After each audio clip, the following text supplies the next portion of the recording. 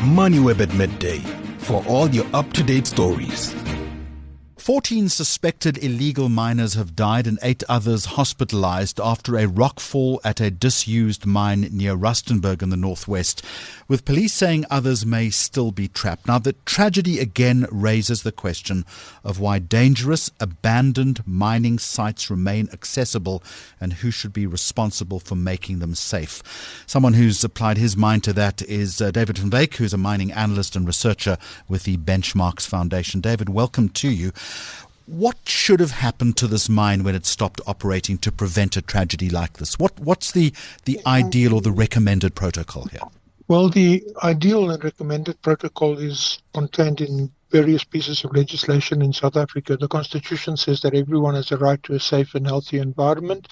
So that should have been dealt with. The Minerals, Petroleum and Resource Development Act says that the holders of mining rights remain responsible for environmental management, social labor plans, and absolute site rehabilitation through application for an official closure certificate under Section 43 of the Act. Now, unfortunately, in South Africa, the legislation is there, but it's never applied and it's never actually regulated and implemented, because we are changing from large-scale industrial underground mining to surface mining now as the minerals become more and more depleted. Especially in that particular area, there are many shafts that are closing down and thousands of workers are losing their jobs. According to their social and labor plans, they should have been trained in portable skills that they could take to other parts of the economy, which they never were, even though tax deductions were made on the basis of money spent in the social and labor plans for labor education and training.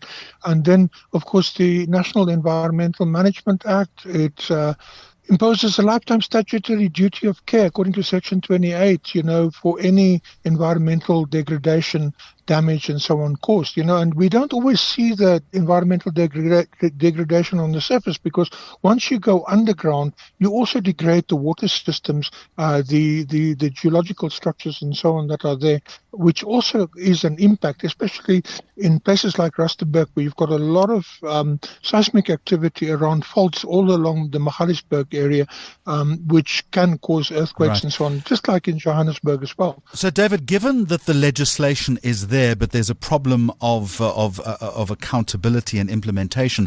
In this particular case, who should ultimately be accountable for making a disused mine safe? Is it the previous owner? Is it the current landowner? Or does the state have a responsibility in that respect? Well, it's the state and the previous owner or the owner.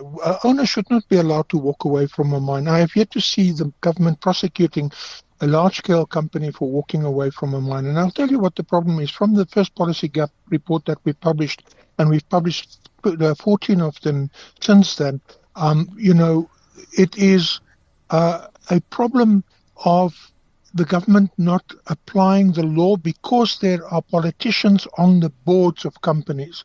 Every minister of mining that there has been is currently on the board of a company. Bali Musa, I can name them all, are on the boards of various mining companies and so on. And they are, of course, the BEE shareholders.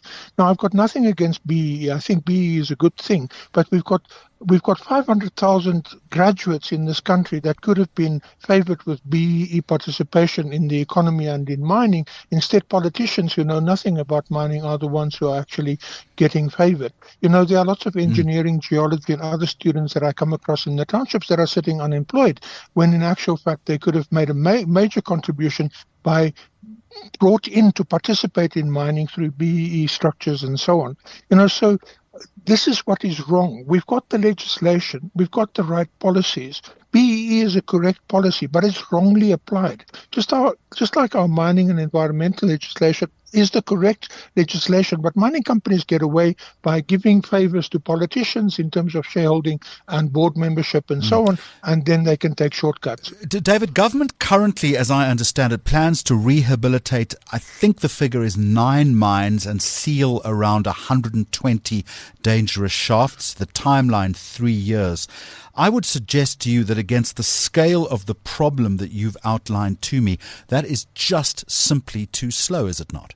too slow, and there's 6,000 of these shafts, and the capping of the shaft doesn't work because they put a cement slab over the top, which anyone who wants to sell scrap metal just simply breaks up the concrete, takes out the cement rods, the iron rods, and go and sell it to scrap metal dealers. And I can take you around Johannesburg, around Main Reef Road. How many of the shafts that they've already capped are actually open again because you can just simply go around it?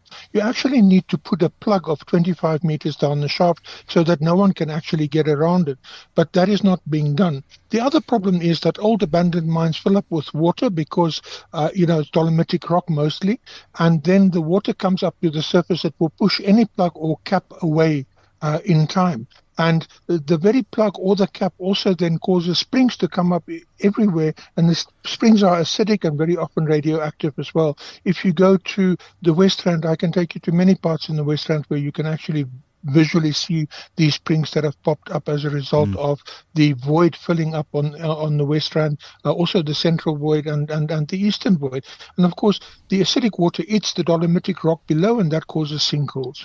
If minerals can still be recovered economically, do you think there's an argument that some abandoned sites be formally reopened to regulated artisanal miners rather than left to the illegal operations as you've outlined to me? Well, I think it's a combination that should happen. I think the artisanal miners should be allowed in because there is still some gold in there. It's not viable for large-scale industrial mining with huge amounts of labor and so on, but at least some people can put some food on the table when they do that. So I think that is definitely a viable option, and it should be considered because there are many people in South Africa with high levels of unemployment and so on, who wish to go into artisanal mining. But also, I think the current legislation that the government is proposing, and that was put on the table 2 days ago, unfortunately is too bureaucratic and cumbersome for it to be actually applied to people who are semi-literate and sitting in township unemployed and so on, wanting to do this work. Many of the former mine workers would like to do this work as well. The legislation also makes it illegal for foreign mine workers to be involved, and the apartheid history that we have, mostly migrant workers were foreign, and South Africans were excluded from mining, expected to work on the farms under apartheid instead. And so South Africans would benefit from an alliance with foreign mine workers, forming small cooperatives and businesses to actually get at these minerals. And just finally, it's beyond just the mining orbit itself. Many of these mines, we know, sit alongside communities where unemployment is extremely high. Is it possible, do you think, to solve illegal mining without creating bigger, more legitimate economic alternatives for people living around and beyond these sites? Well, you look at Belcom and you look at Jagersfontein in the Free State, for example. One produces diamonds not too far away from the other, which produces gold. During the arms deal, a jewelry factory was actually set up in Virginia. That jewelry factory failed because they paid the woman who worked there less than the taxi fare to get there, and all the women walked away, and they imported cheap labor from Peru instead. So that's just one of the scandals in the arms deal that never actually came to light, that should actually come to light. But that's what you should be doing. You should be creating things like jewelry factories, cutting and polishing shops and so on, and training local communities to do that. Because African people are generally very artistic and creative, and they would certainly make a great contribution to the global jewelry industry as well. David van Wyk, I'm going to leave it there. Thank you so much for sharing your thoughts with me, mining analyst, researcher at the Benchmarks Foundation.